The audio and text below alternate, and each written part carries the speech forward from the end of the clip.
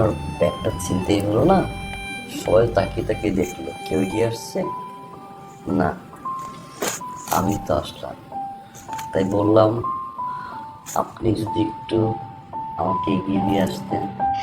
আপনি নিশ্চিন্তে থাকেন, আপনি যদি কোনো বিপদ হয় আমি এগিয়ে আসবো।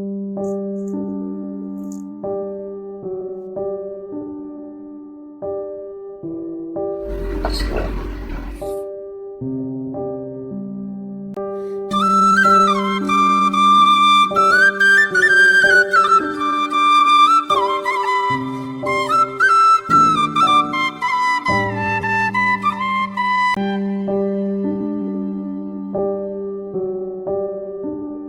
ম্যাডাম, হুম। আমি তাহলে আপনার ভরসায় যাচ্ছি।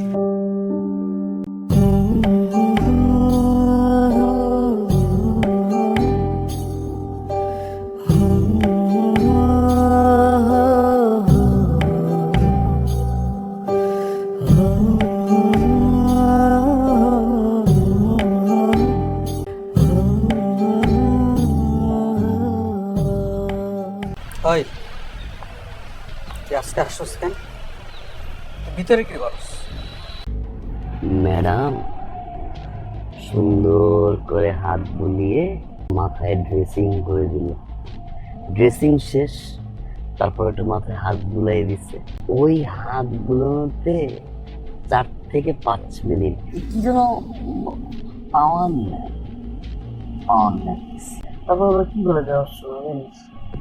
বলে এখন থেকে তুমি প্রতিদিন একবার করে আসো। আমি বলছি আমার তো কাজ আছে, আমি তো পারবো না। পারবো না, না, না, না, আমি ডাক্তারি খুঁজবো না, খুঁজবো না, কিভাবে বলছিস? এভাবে বলছে। আর তুই শুনছস? শুনছি।